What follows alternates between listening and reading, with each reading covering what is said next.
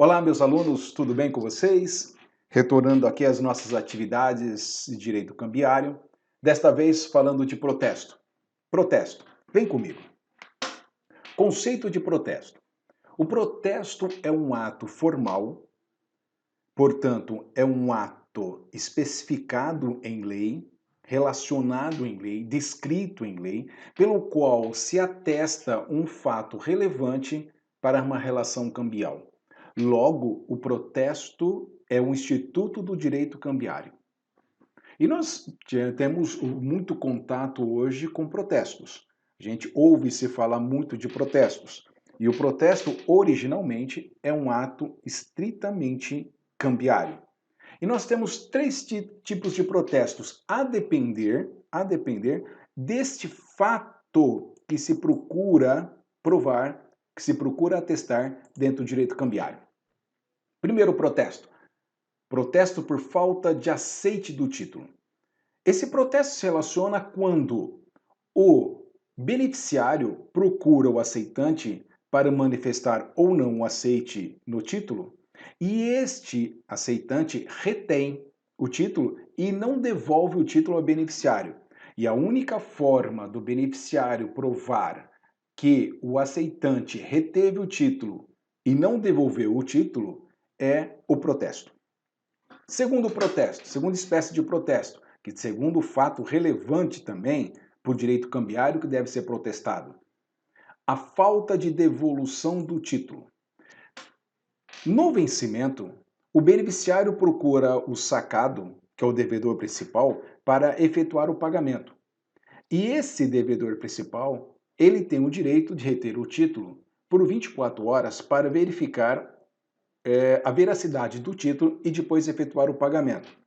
Logo, quando ele não devolve o título,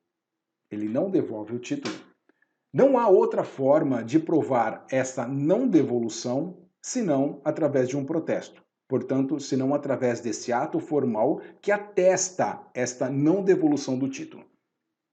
E a terceira espécie que nós mais conhecemos, largamente difundida, é o protesto por falta de pagamento.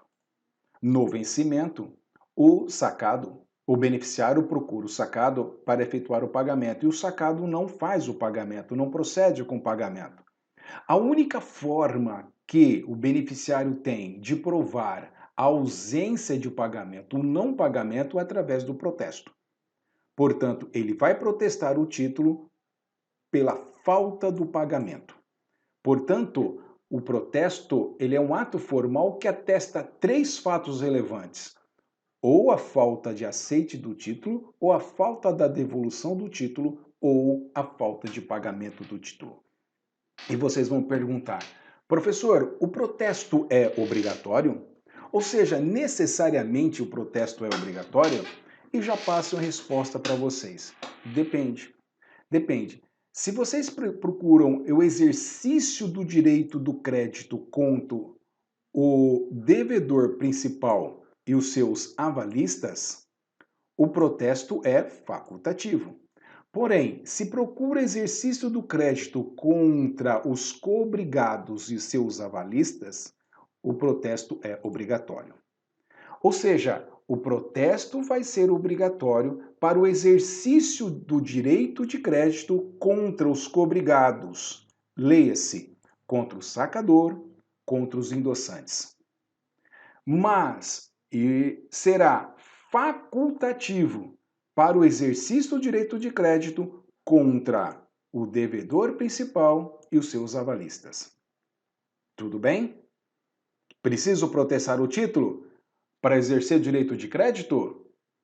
Resposta: depende. Se você quiser exercer o direito de crédito contra o devedor principal e os seus avalistas, o protesto é facultativo, não precisa protestar. Protesta se quiser.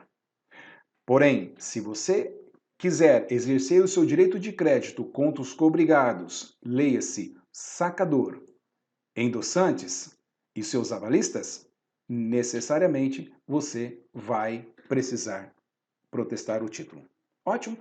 Professor, tem prazo para protestar o título? Sim.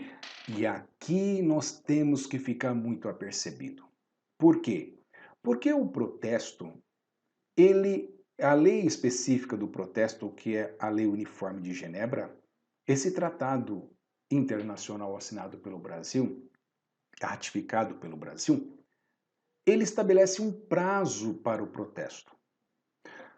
No protesto por falta de aceite, o portador deverá entregar o título em cartório até o fim do prazo da apresentação, ou no dia seguinte ao término do prazo, se o título for apresentado no último dia deste prazo ou se o sacado solicitou o prazo de respiro.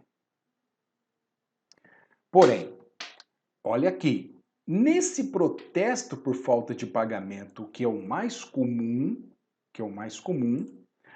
o credor, portanto, o beneficiário, deverá entregar o título a protesto. Qual o prazo, professor? Nos 2 dias úteis seguintes ao vencimento.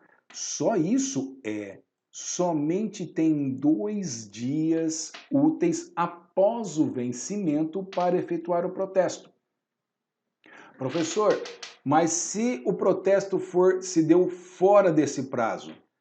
Nesse caso, chama-se que o protesto é intempestivo, ou seja, fora do tempo, fora do prazo. Qual é a consequência? Uma consequência drástica. Por quê? Porque o protesto fora do prazo gera a perca do direito de crédito contra quem? Os coobrigados. Leia-se sacador, endossante e seus avalistas. Permanecendo o direito exclusivamente contra o devedor principal e seus avalistas. Em outras palavras, toda vez que o protesto for feito intempestivamente, portanto, além desses 2 dias úteis seguintes ao vencimento, não se poderá mais exercer o direito de crédito contra os coobrigados do título. Esse prazo, portanto, é um prazo decadencial. Não obedecendo esse prazo, não se pode mais cobrar os coobrigados, leia-se sacador, endossantes e seus respectivos avalistas. Mas permanece o direito de crédito contra o devedor principal. Por quê? Porque contra o devedor principal, o protesto é facultativo. Facultativo. Lembra que eu falei para vocês? Contra os coobrigados, o protesto é obrigatório. Além de ser obrigatório, ele tem que se dar dentro desse prazo aqui. Não dando dentro do prazo, infelizmente, perde-se o direito de crédito contra os coobrigados. É isso? Passaremos agora, então, portanto, a uma análise de um outro título de crédito chamado nota promissória.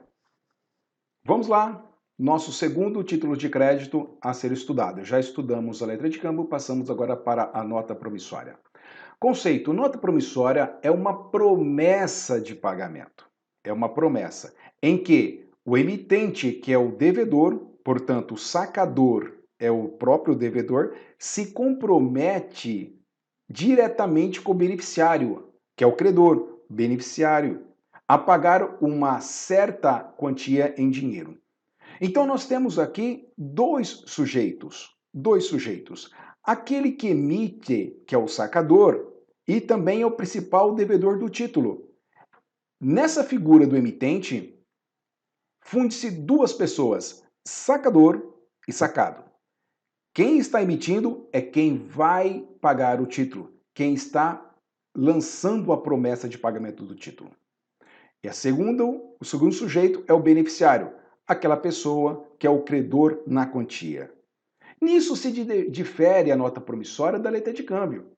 Porque na nota promissória nós temos aqui uma promessa de pagamento, onde o emitente sacador promete que vai pagar uma determinada quantia ao beneficiário credor.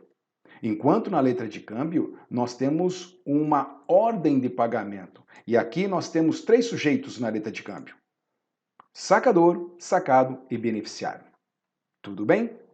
Portanto, nota promissória, dois sujeitos: emitente, beneficiário.